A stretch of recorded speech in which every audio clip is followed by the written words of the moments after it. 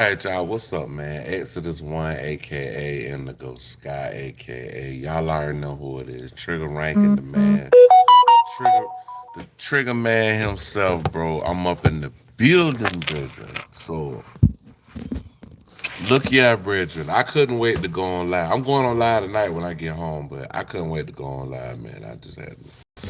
I had to see what was up, man. I'm a little bored. I'm at work. I ain't with my peoples right now, so it's like, what's the point? So now I'm online trying to find something out. But let's see what happens.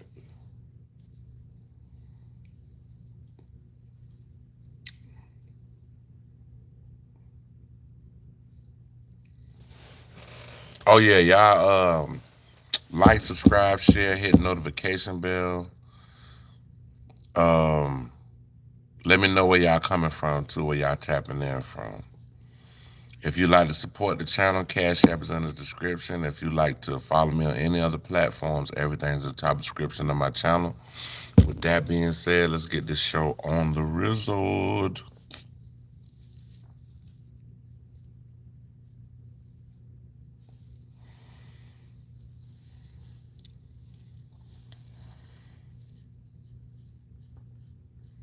I'm trying to find something to watch, y'all. Hold on, can I? I'm trying to do that and something else at the same time. I am cheating a little bit, guys. I'm cheating a little bit, so let's see what's going on. Cheating a bit. Hold on.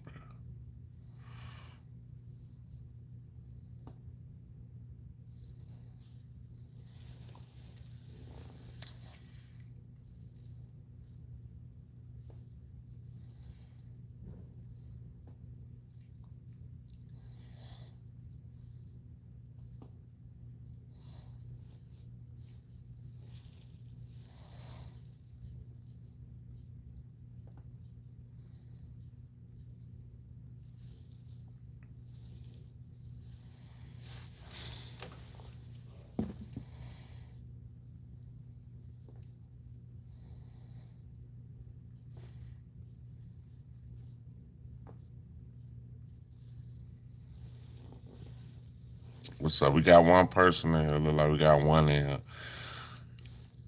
What's up, man? Happy Valentine's Day, whoever it is.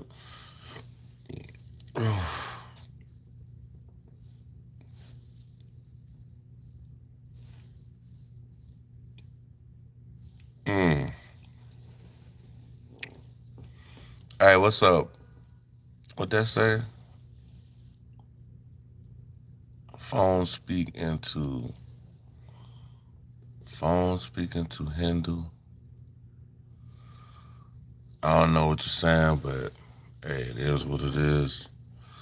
Try to find something to watch while we up here, y'all. Hold on. I'm just doing this just to have some fun, bro, at work, because I'm bored as hell. My job, I don't do shit. I don't do shit at this motherfucker.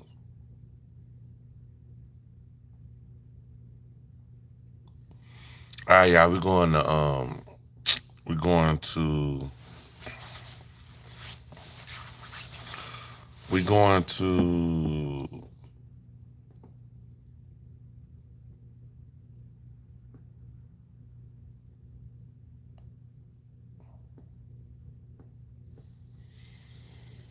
something about, it says, this is your name.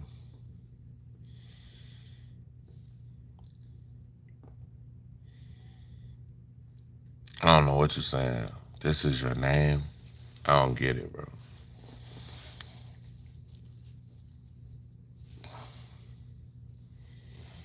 But I'm definitely about to look at this video, though. Hold on.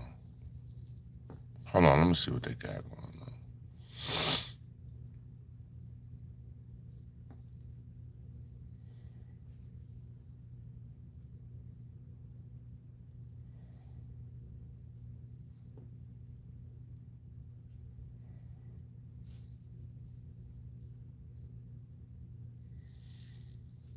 Somebody said, I'm so cool. Appreciate it. Oh, man. So I'm eating. Man, this my work uniform, bro. No, but I got homies from India. I got homies from India. Never been to India, but I got partners from India. Definitely do.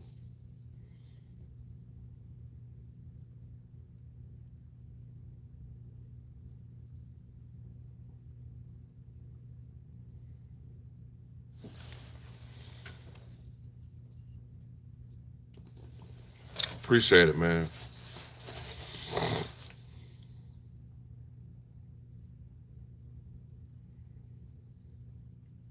I'm trying to figure out what the hell I'm finna watch, y'all. I'm in here by myself in a building with 41, actually 44 floors by myself, bro. And then sometime late at night it gets spooky in here, bro.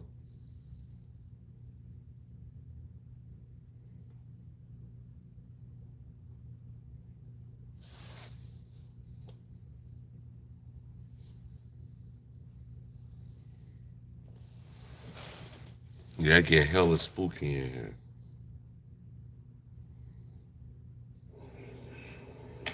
Baby, I love you. You're in a store right now, but I'm here. But I love you. I'm gonna give you a video. That's my girl. That's it. That's my girl on my goddamn YouTube. Baby, All right, good night. Good night I from love you. India to America. You're in a store right now, but I'm here. Yeah, my girl, she like playing on my goddamn phone and shit. Talking she sending me a damn video and shit. All right, y'all. Let's see what the hell they're talking about with this whole look like Stefan Diggs. But it's the sauce we checking out. Y'all know we always mess with the sauce. Good night in India. I can't go to sleep till Are later you on sure tonight. you're not being watched? Okay, hold Detect on. hidden spy cameras instantly. And Kiana Barber, the mother of one of Stefan Diggs' kids. All right, so All check right, this so out. now that we know all the players, let's get into it. And hey, yo, So if y'all can hear, press one. Let me know. Press one if you can hear the other phone that I'm reacting on. hey, yo, thanks for tuning into the Source, your source for celebrity news, current events, hip hop, pop culture, politics, gossip, and more, and more. Hey, yo, thanks for tuning into the Source, your source for celebrity news. Do me a favor and hit that like button, and if you're not already subscribed to the channel, why don't you go ahead and do that too? Okay, so as you already know, Cardi B and Stefan Diggs have allegedly called it quits after the Super Bowl when Cardi threw down a flag because she realized that there were way too many players on the field. All right, so here are the players. Cardi B, Stefan's new baby mama, Offset's ex-baby mama, and superstar rapper. Stefan Diggs, superstar NFL player, Cardi's current man, maybe ex-man, and potentially the father of every baby born this year. Offset, Cardi's ex-husband slash maybe still husband, who's always out there cheating. Cree, the alleged outside woman that Offset allegedly got pregnant while he was married to Cardi, who is now mad tight with her current man, Stefan Diggs. Mama, Stefan Diggs' mother, and Kiana Barber, the mother of one of Stefan Diggs' kids. All right, so now that we know all the players, let's get into it. As you know, leading up to the Super Bowl, Cardi B and Stefan Diggs seemed to be on a good path. However, as soon as the game started, ish went left because when people asked Cardi about Stefan, she didn't give him no love. Inspired message for Stefan before the game. One inspired message. Good luck. After Cardi gave the reporter that icy response, people knew something was wrong because before the game, Cardi was giving her man mad love. She was also rocking his jersey and also reaffirming the fact that they were still together. There's a rumor that like my boyfriend dumped me because my BBL stink. And it's just like the way this be getting in, it can be. No, but the thing about me is I'm very, very anal. It's funny. I'm very anal about how I smell. Got it. You know what I'm saying? I don't know who made the rumors that BBLs stink, but it's like it doesn't stink. Well, how would a BBL stink if you don't got no open wounds? Why? Because your ass is fatter? You can't clean a fat ass? You don't know how to clean a fat ass? You do. I do. See, during that interview, Cardi was loving up on her man, saying that they were still together, wearing his Patriot jersey and everything. But somewhere between that interview and the halftime of the Super Bowl, something definitely changed. And people are speculating that two specific things happened at the game that had her over there looking at Stefan with the side eye. One, Stefan's mother was supposed to bring one of his children to the Super Bowl game, but at the last minute, his kid's mother decided that she wanted to come and bring the kid herself. So Stefan turned around and bought the baby mama a ticket. And two, during the game, if you still here, bro, you can go to my shorts, man, and I got a video like on top of this building, like at the actual top of the building. You ain't gotta look out the window. I give you like a 360-degree view, so boom. That's a little treat for you. But you gotta go down on my shorts, you'll see it. Stefan had his friend Pri, who, remember, just so happens to be Cardi's ex-husband's side chick, sitting up in the stands right next to his mother. And during the Super Bowl, he made it a point to give this woman mad love. And if I was Cardi, I'd be mad too. Why is Offset's alleged ex-side piece at the Super Bowl? More importantly, why does she have New England Patriots credentials and is on the field with a badge that says she also has hotel That's his baby mama. That's why. access? Why wouldn't she have access? That's his baby mama, bro. Like, see, Cardi B, I like Cardi B, but you gotta be for real. The man you already know he had 7 kids. It's not about the amount of kids that he had. It's about the fact that the man had kids with these women. You're not going to be the only one that's going to be in the Super Bowl watching your man or whatever, ex-man now, play in the Super Bowl. I mean, that's just being honest. Like, that's like, I got a daughter with my ex-wife and I got a daughter with a younger woman. Like, both of my daughters or ex-wife or baby mama can come to whatever event that I'm attending. Like, that's just, I mean, it is what it is, bro. Like, I hate it, bro. Like, for these folks, bro. Like, you gotta be smarter, you gotta be wiser, and mentally and emotionally, you gotta be stronger. Just being real with you. So I don't know if y'all feel me on that, but yeah, bro. It is what it is. If you guys remember, this is the young woman that was at the MGM casino right around the corner from me when Cardi B was pregnant. This is the woman that allegedly was pregnant by Offset, and he supposedly paid for her to go to the clinic. And her best friend shouted it out, saying that Offset sent her $15,000 to sign an NDA. Allegedly, her and Stefan Diggs are old friends. They're from the same area. There's video of her twerking on a boat with Stefan Diggs. There is no way that Cardi B is cool with this. And who cares, bro? Like, if you're a real grown-up, bro, you should be able to co-parent coherently. this may be the reason why she responded to a reporter's question this way. Inspiring message for Stefan before the game. One inspiring message. Cardi doesn't seem as enthusiastic as she has been, and I can't blame her, because if I knew my ex-husband's side piece was invited to Santa Clara to cheer on my new man, my baby daddy, hanging out with his mama and everything allegedly, I would have some real issues as well. So we don't know how this is going to turn out, but this seems to be a clear sign of trouble in paradise. Have a good day. But here's the thing. Pri didn't just show up to the Super Bowl, but she was also spotted the day before on the field with Stefan Diggs during a meet and greet. Now, as you can imagine, allegedly, Cardi got salty at this point because one, Stefan was over there playing in her face, and two, he was not giving her the respect that she deserves. As a result, Cardi was out. She didn't even stay for the whole game. She didn't care whether or not he won or if his team lost. And after her cameo with Bad Bunny, my girl went up to the booth, got her stuff, said what's up to Flavor Flav, and then left right after halftime.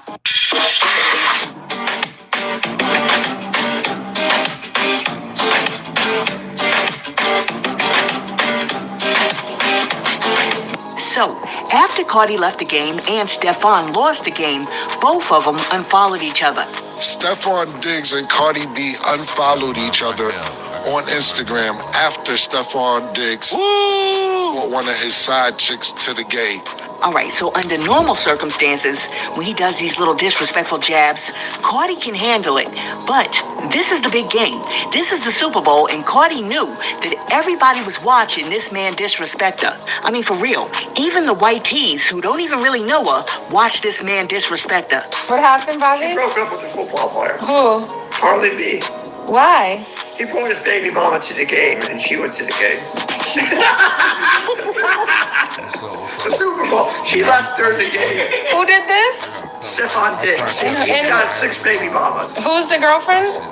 He's a rapper. What's her name? I don't know. Now I'm guessing. I don't know. What is it? She's Dominican from the Bronx. What's her name, though? You just said it. Harley B. Oh, okay. What is it? You left the shade. This white man said Carly B, not Cardi, but Carly B. Bobby, why are you being messy? You know what his teammate said? What? Who's the one player you won't have your sister date? And he said Stefan Diggs. Yeah, when that dude is all up in your business, you know you got played.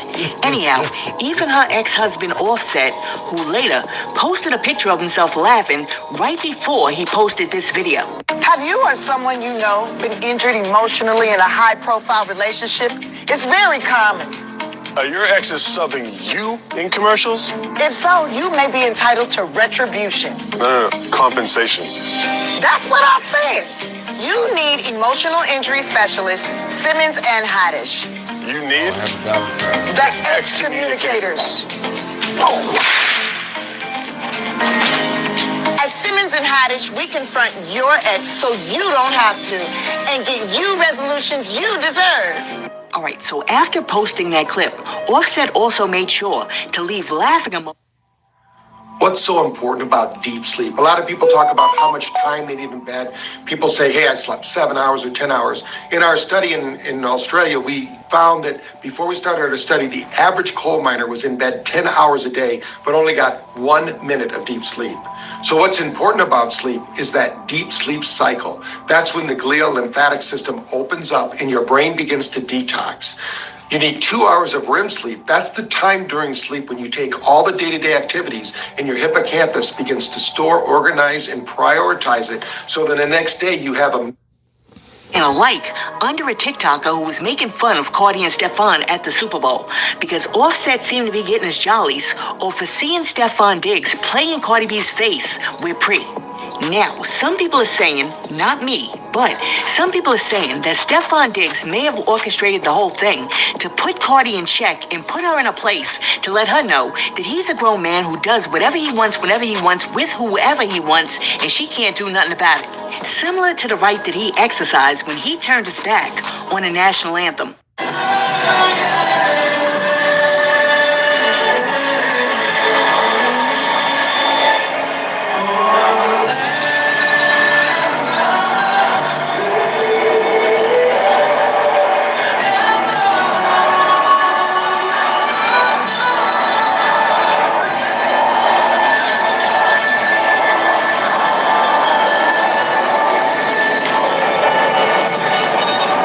Likewise, other people are speculating that Offset is the one who set up the whole situation where Pre was sitting next to Stefan's mom just to provoke Cardi. But now, there's even a third scenario floating around, which is this, that Stefan Diggs, his homegirl Pre, and Offset, who was with Pre, are all working together to play Cardi. Listen, I hope that's not the case, because it's one thing when your new man ain't ish, but when your new man who ain't ish links up with your ex-man who ain't ish, and then they both allegedly link up with the side chick to conspire against you, that's a mess. But we're gonna push that to the side, because as you know, I like to stick to the facts, and that right there is just one of the conspiracy theories that people are floating on the internet.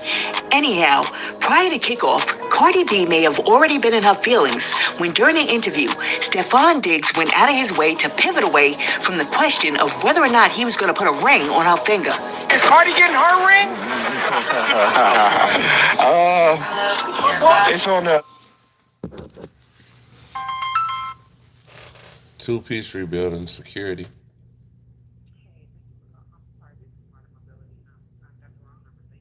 Okay.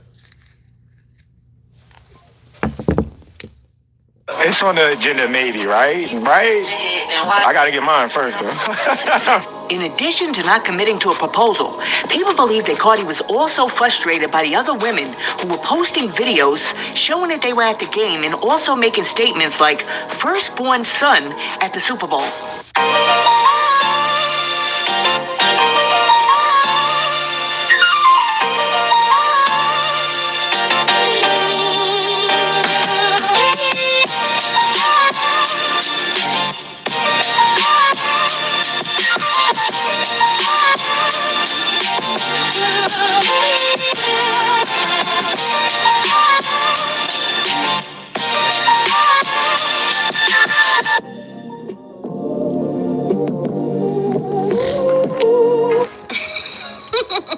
Listen, I don't know about Pre, but I can tell you this. The ex-baby mama did seem to be taking some jabs at Cardi, because there's no need to keep saying firstborn son at the Super Bowl. Now, after Cardi B abruptly left the game, I ain't gonna lie, his baby mama's kind of fine now. I ain't gonna lie. I ain't seen an ugly one yet, so baby mama game my ass. Some sources have said that Stefan Diggs didn't really intend for the baby mama to be there. However, the mother may have invited her in order to slide somebody in to Cardi's seat, because rumor has it that somebody else would be a better fit, especially since a lot of the other football wives and girlfriends do not like Cardi. Sounds like some wives and girlfriends of the New England Patriots are having issues with Cardi B, because Page Six and many others are reporting that some of the wives and girlfriends are saying that they no longer want to be around her. Some of them are saying that Cardi is very loud. She speaks very loudly. She says anything that she wants to say, and that she comes off like she wants to be the center of attention. And at first, when I read this article, I was like, this is petty stuff, until I saw this.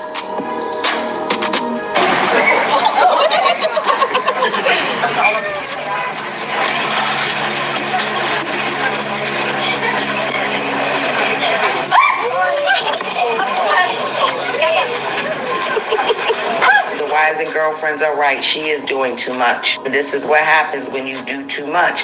You are there to support your man in the Super Bowl, unless you are performing with Bad Bunny or something. Being reported that New England staff... She should have performed with Bad Bunny, but I think that would have been a conflict of interest, bro.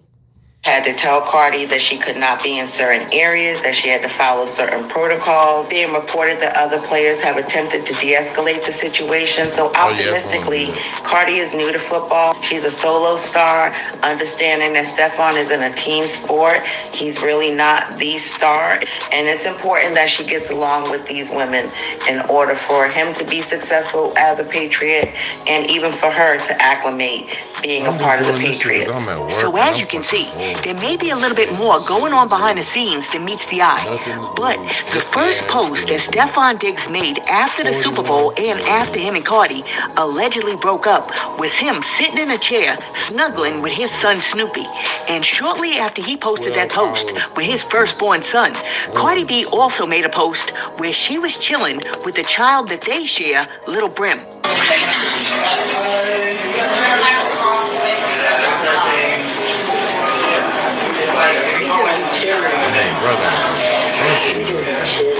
Alright, so after using the babies to throw subliminals at one another, Stefan Diggs took another dig by posting a video of himself where Papa was a Rolling Stone playing in the background. And we all know what that means. And I know, somebody's getting ready to come in the comment section like, nah, Source, we don't all know what that means. Listen, what that means is that he has no intentions of settling down, and he also has no intentions of leaving these streets. So you telling me? Shit, my daddy was a Rolling Stone. My daddy had 20 kids. He got all 4 of them pregnant at the same time. Hold on, y'all.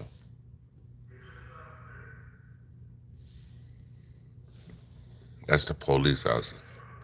Hold on.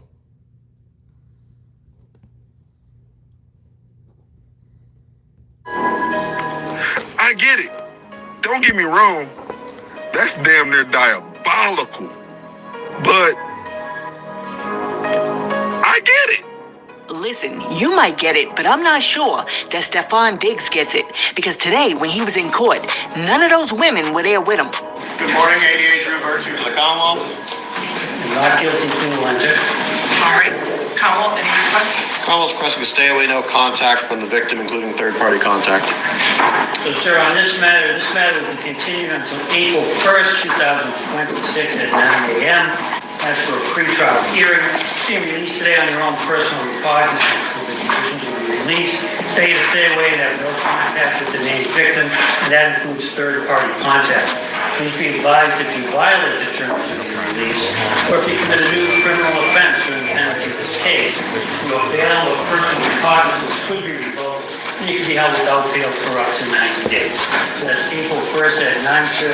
Please see probation today before you leave.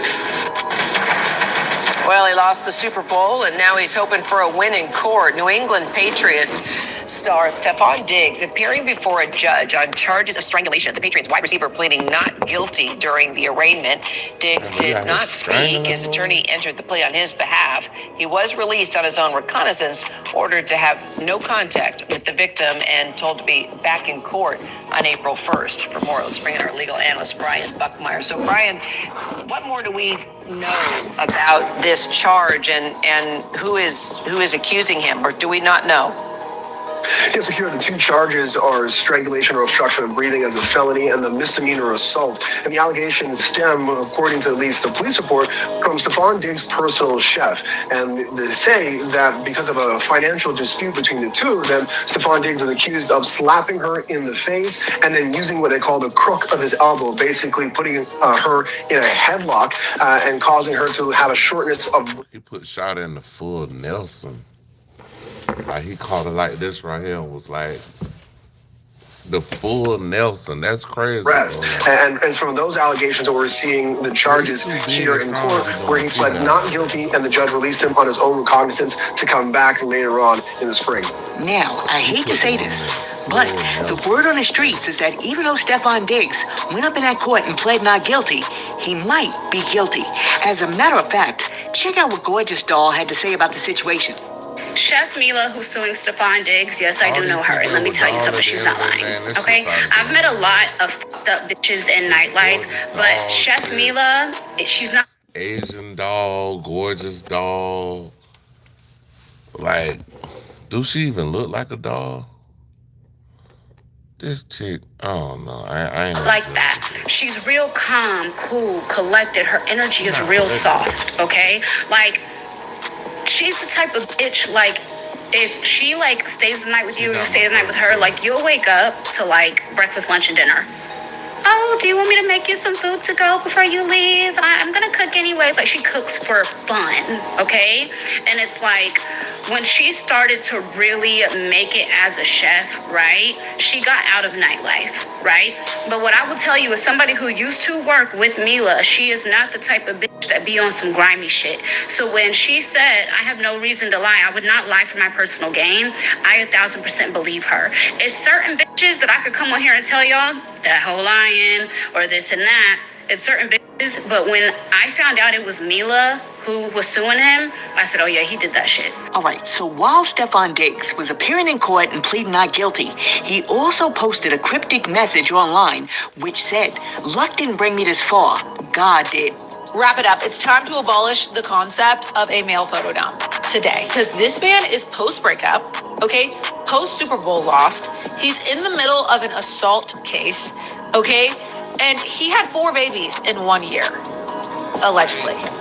So I like the concept of him posting a photo dump, a cryptic photo dump in the middle of that. Gratitude and fear cannot coexist in the same space. A reminder to control what you can control, remain thankful and stay motivated. You should be fearful of jail. Like, first thing I want to point out is this is a 20 slide dump. What man has 20 photos they want to post ever? When you have 4 newborn children. Go build a house, go hunt and gather. Like any photo dump, slide 1 is of himself. And slide 1 always portrays the message. But I can't blame the man. The man is a millionaire. He's young.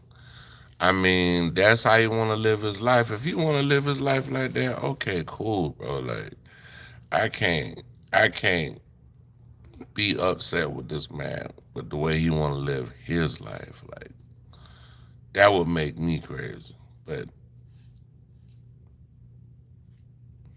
sometimes everybody got something to say about everything, and it don't even be that serious, man. It really don't. You're trying to convey, and this is trying to portray like mysterious, kind of sad. Slide 2 is a quote. Luck didn't bring me this far, God did. I know God is like, why am I in it? I didn't bring you into the wombs of 4 different women. I didn't bring you. Slides 3 and 4 are selfies, and I personally do not give a fuck.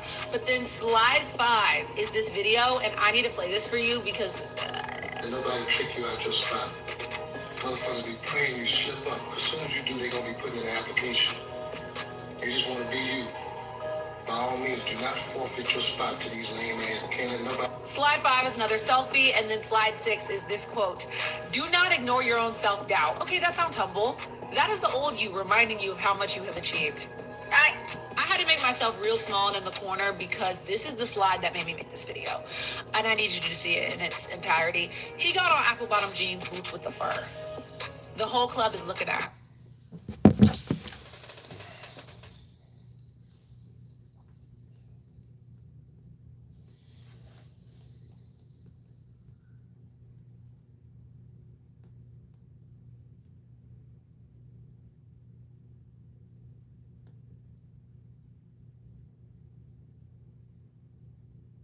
So y'all, this man got on apple bottom jeans, and I mean, I'm not, cause I'm one to talk. I got on a goddamn Russian hat right now. I got on a King Fresh Russian hat, so I can't talk too much. But, bruh, I don't know no dudes wearing apple bottoms. I'm sorry, like no apple.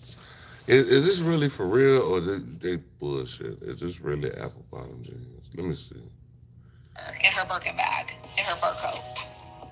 And I'm on Them slide ain't no 2. apple bottoms in. Them Levi's Next look like. slide, the best way to But appreciate they did have some fuzzy ass little boots and a fur coat on. But something is to be without it for a while. This could be about Cardi B, this could be about football. Who knows? Him and I assume his mom or like a family member or something. Then this video about how it ain't all good, but it ain't all bad either. We're on slide 15 or some shit, and we finally see one of his children. You posted a 20 slide dump, and I don't see a child of yours. You got 4 in 1 year. I don't see any of your children until slide 10. The dramatic, well-lit documentary-style video of himself talking about God knows what. Let's listen to it. My motherfucker get jokes out of that shit. That shit's sweet, but it's like, y'all like, man, they were real pain. Like, some people never express, like, even winning or going to the playoffs. What was up with the horror movie music? Then the sparkly ass glistening in the light in Jesus' piece. And while the diamonds are dancing, bro, why you bringing Jesus into it again? And lastly, this road sign, it's like the Patriots thing. We all we got, we all we need. Drive safely. You know what that photo dump tells me? It tells me that he doesn't know what to do with himself over there without Cardi. But he's still trying to play it cool, while at the same time being nervous, because he doesn't know whether or not he really lost the game with Cardi. Because he's over there being a patriot, while Cardi is a loyalist. Alright, so people are saying that because Stefon Diggs' ego, he was feeling himself, and he thought he was going to win a big game and also earn a big ring. So, he didn't have a problem with humiliating Cardi, acknowledging Pre like she was a trophy, and also letting his baby mama show up unannounced. But it turns out that Stefon may have cuffed up and burnt a bridge with Cardi that she's not willing to get over because she doesn't appreciate him, putting her in a position where she felt disrespected by him, the women, his mama, and now Offset. See, to me, I don't think that Stefon Diggs is mature enough to understand that when you're publicly tied to someone like Cardi B, optics are important. And that's where this whole thing shifted from being like a normal thing that happened to all of a sudden being an internet narrative. Because the question becomes, who holds priority? On the biggest day of his career, who did Stefon Diggs position as family? Who had the access? Who was in his inner circle? When you're dealing with public figures who are both in the spotlight, things like that actually matter. I mean, think about it. Seating at the Super Bowl is almost like seating at a funeral. It's important who's on that front row and who's not. Now, honestly, I don't really think that Cardi B had a major problem with Stephon Diggs' baby mama bringing his kid to the game, because she deserves to be there too. But I do think that Cardi had a problem with feeling like she was going number 4 instead of being a number 1 draft pick. And I know, a whole lot of people out there believe that everybody's blowing this whole thing out of proportion and that Cardi and Stephon are still good. But I don't think so. And you know why? Because if they were still good and people were like going crazy with this story, Cardi would have been came out to defend her man. And she also probably would have been there standing next to him at court. But instead of defending her man, you know what Cardi's over there doing? Cardi's over there working hard and also looking into the diamond bezel of her new $500,000 watch. I like dollars, I like diamonds, I like stunning, I like shining, I like $1,000,000 deals. Where's my pen? Bitch, I'm signing. I like those Balenciagas, the ones that look like socks. I like going to the jeweler. I put rocks all in my watch. I like texts from my exes when they want a second chance. I like proving niggas wrong. Oh, she got the rainbow down Rolex shit with the diamonds in it. Yeah, that shit cost some money right there. That cost some. Bro, let me see how much that shit cost. Hold on. Let me see if I can find a regular price for Rolex. Let me know what you think about everything that we discussed in today's video. And while you're down there leaving a comment, yeah, that shit, that costs like some money. And subscribe to the channel and share this video with your friends. And also, you already know, if that hype button's there, can you do me a favor and press it? Hey, yo, thanks for tuning into The Source, your source for celebrity news. I don't know. That might be the Daytona 500. Let me see. Yeah, that's a Daytona 500. Nobody taught you, but it is the one that can completely. So I don't know if this is aftermarket. Damn.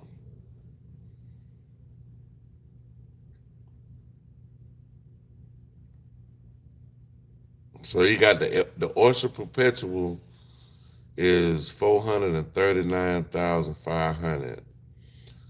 The Rolex Cosmograph Daytona 500 chronograph is $1 million, but that's aftermarket. That's not. And Jesus is definitely the way. Oh, that's fake. I know that's fake. Diamond bezel white. Yeah, that's fake. 18,000. That's definitely fake. They got that Rolex Daytona chronograph rainbow. I don't know. Rolex rainbow. I ain't never seen a black Rolex. I seen the one with the Oyster Flex band that's black, but they just diamond bezel. 6,000.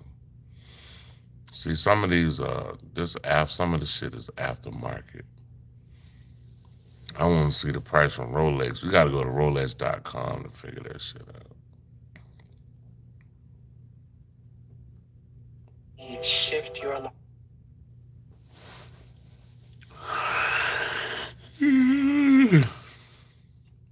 Oh man, hold on.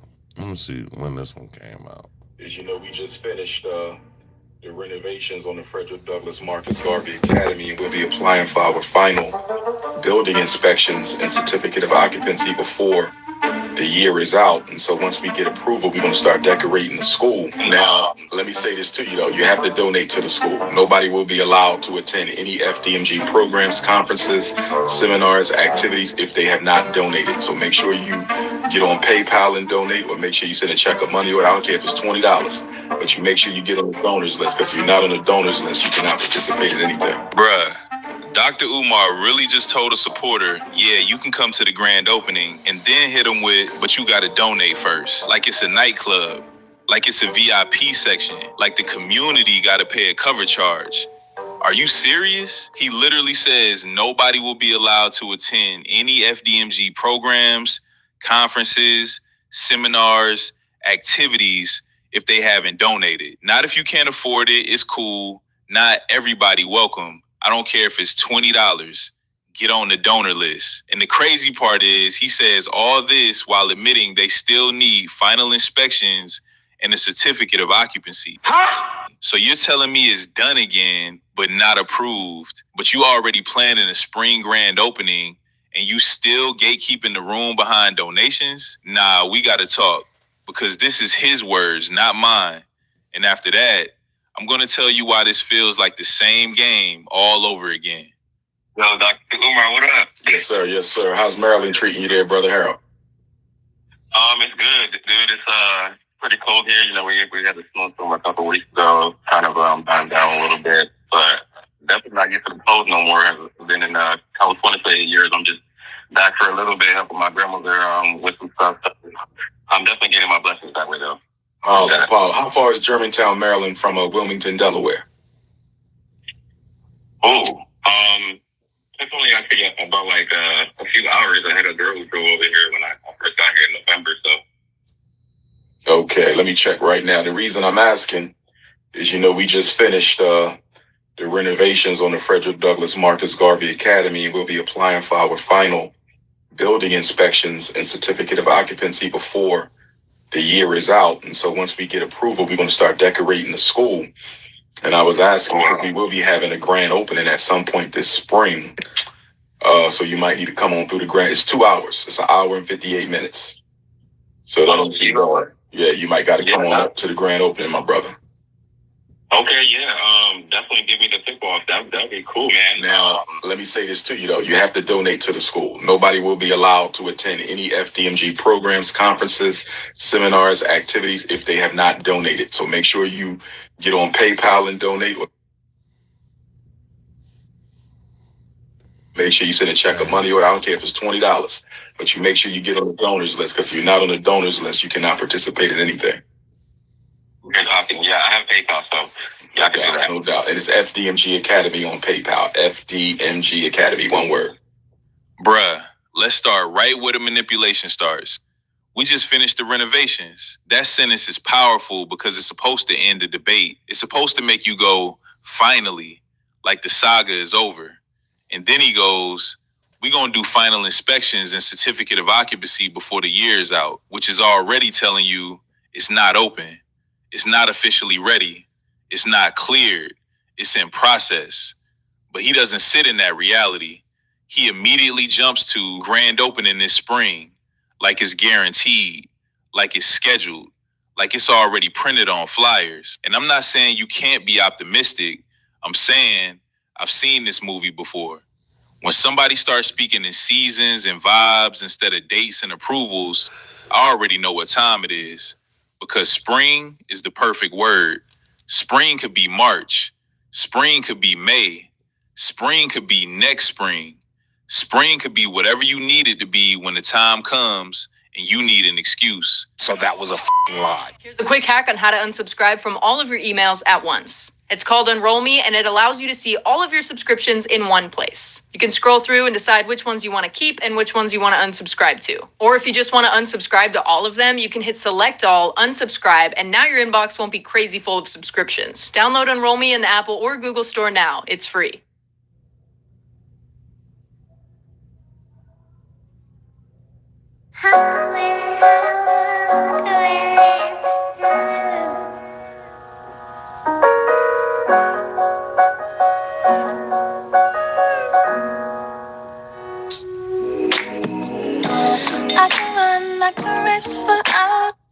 Be when the time comes and you need an excuse. So that was a lie. So before we even get to the donor list line, I want you to notice the setup. It's not here's the confirmed opening. It's we almost there and you should come. And that's the bait. Now here's where it gets disrespectful, because the caller is excited like a normal supporter. He's like, yeah, give me the heads up. Regular energy, no drama. And Umar hits him with, now let me say this to you though. Whenever a man says that, you already know the real terms is coming. Bruh, that's not support the mission if you can. That's not help us keep it running. That's not we appreciate any contribution. That's a paywall. And he made it bigger than the grand opening. He didn't say for the grand opening we're asking for donations. He said any programs, any seminars, any activities.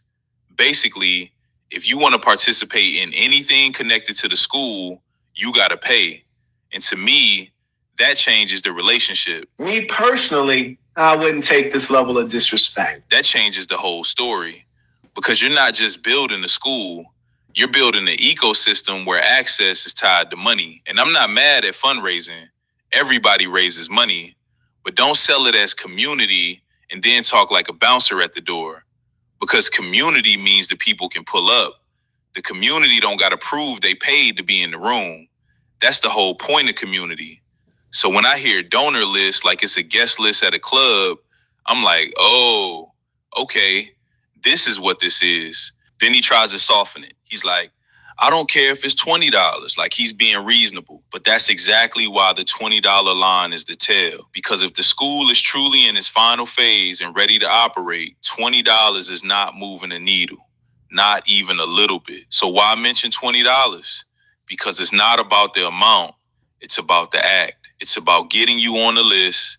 It's about making sure you cross the line from supporter to payer. That's how systems like this work. Once you pay once, you're psychologically invested. Now you feel like you got to defend it. Now you feel like you can't admit it looks funny because you already put money in. I mean, it's all right. Like, overrated as in my opinion. I mean, and you know what though?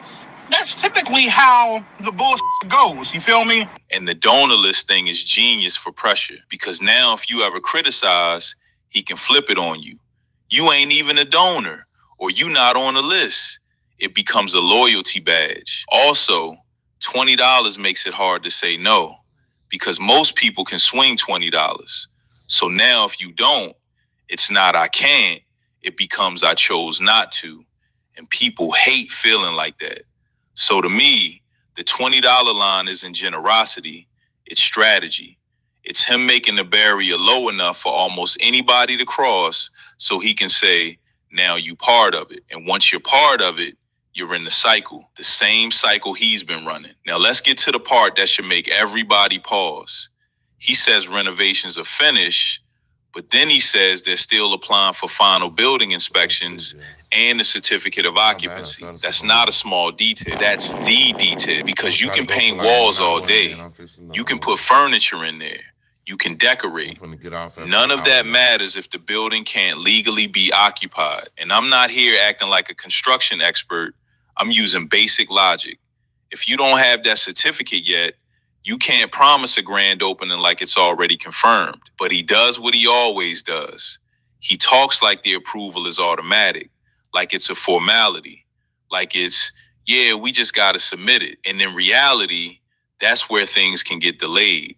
So when he says grand opening this spring, while also saying we still got to get inspected, I hear it as the same pattern. Hope first, money next, accountability later. And here's the thing. He didn't say when we get the COO, we'll announce a date. That would sound normal. He said spring first, then donate. That order matters because it tells me the grand opening is being used as motivation. It's the carrot, and the donation is the stick. Donate or you can't participate. So yeah, to me, that's a contradiction. Not because I hate the mission, not because I want them to fail, but because the words don't line up. Done doesn't mean we still need permission to let people inside. Those are two different realities. And if you're listening and you still defending it, cool. Just answer one question honestly. How many times can somebody say we almost there before you stop calling it progress and start calling it the same game? Let me break this down real simple. The certificate of occupancy is not some cute little stamp. It's not optional. It's literally the thing that decides if the building can legally have people inside it. Like, you can finish renovations all day. You can put in floors, paint, desks, posters, whatever. But if the city hasn't signed off that it's safe and compliant, you don't get to operate like a school. You don't get to host events like it's a conference center. You don't get to pack people in there for a grand opening. That's why the order of his words matters. We finish renovations is a vibe statement. COO is a reality statement. One is trust me. The other is here is the official approval. That's when you need to wake up, because that is exactly where timelines break. That is where spring becomes summer, then becomes fall, then becomes next year, then becomes we got delayed. And I'm not even saying he won't get it. I'm saying you cannot talk like it's already done when the biggest gatekeeper step is still in front of you. That's like me telling you the album is out while I'm still waiting on the distributor to approve it. Like, come on. So when he says grand opening this spring, I'm not taking that as a date. I'm taking that as motivation. It's a way to keep the story alive. And that's the real issue. Not fundraising, not dreaming big. It's the way the words keep skipping the hard proof part. Now let's call it what it is, the mass slip, because he didn't have to say that donor list part. He could have said, pull up, bring your family, celebrate the work. He could have said, we appreciate donations, but everybody welcome. That's what a movement sounds like, but he didn't. He said you can't participate in anything unless you donate it. That's not a community invitation. That's a transaction. And look how he did it. He built it up like a reward. Grand opening. Come through. Then once you emotionally lean in, he hits you with the toll. That's how this works. People don't respond to give me money anymore. So you attach it to access. You attach it to belonging.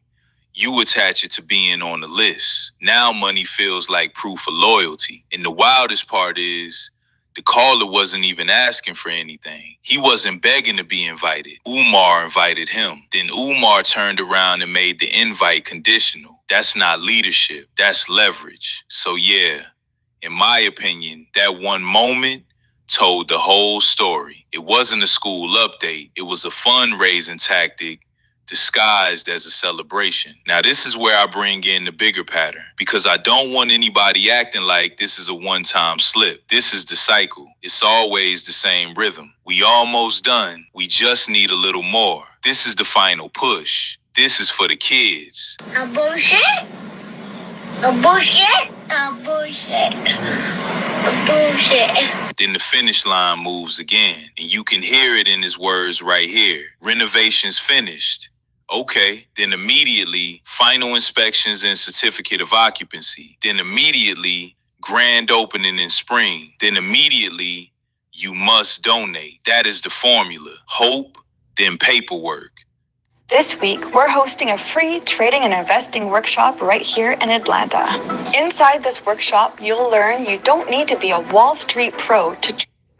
Hope, then paperwork, then optimism, then money, over and over. And the reason this pattern works is because supporters want it to be true. They want this to succeed so bad that they accept seasonal promises and vibes as if they are official facts. Spring sounds like a plan, but spring is not a plan. Spring is a feeling. And when you mix spring with donor lists, you know what that creates? FOMO. It creates fear of missing out. Oh, shoot, I gotta donate so I can be there. It pressures people to act now instead of asking questions. That's why I call it the same game. Not because I'm hating, because the structure repeats. Let's talk psychology real quick, because donor gating is not random.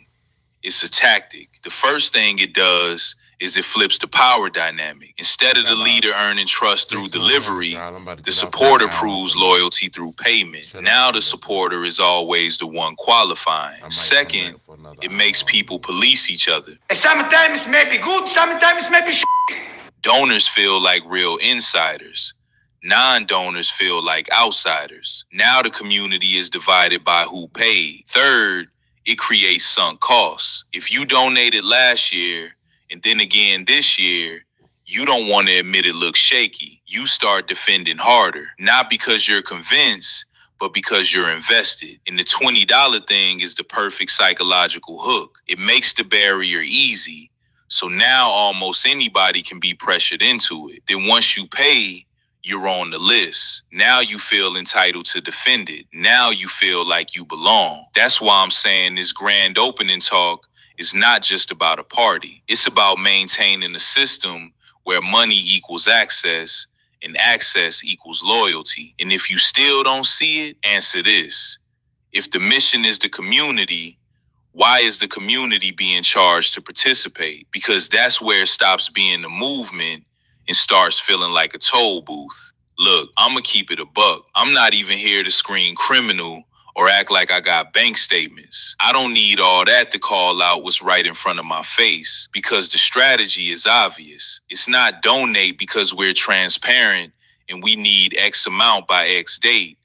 It's donate so you can be allowed in the room. That's a different relationship. Fundraising is normal. Every organization raises money, but most legitimate organizations don't tell supporters, you can't come to the community event unless you pay. That's not a donation. That's a cover charge with spiritual branding. And when you do that, you're not asking for support anymore. You're selling access. You're selling belonging. You're selling the feeling of being down with the mission. So yeah, in my opinion, it looks like a hustle. How he's asking, when he's asking, and what he's attaching the money to. He didn't present a budget.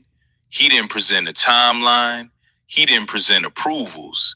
He presented a grand opening fantasy and a donor list requirement. That's not how you lead people. That's how you manage an audience. Now, if you're somebody who donated, I'm not laughing at you. I'm not calling you dumb. A lot of people donated because they believed in the idea. A school like that sounds powerful. But right now, the reality is you're being put in a pressure box. Because the moment you hear grand opening, your brain goes, okay, it's finally happening. Then the next sentence is donate or you can't participate. So now it's like, if you don't donate, you feel like you're missing history. If you do donate, you're reinforcing the system.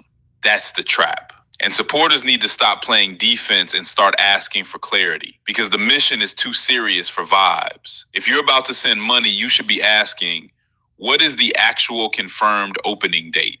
What does grand opening even mean? Is the building legally approved for occupancy? Is it a real operational launch or is it just a photo op event? Because that's the part that keeps getting blurred. Renovations done doesn't equal school open.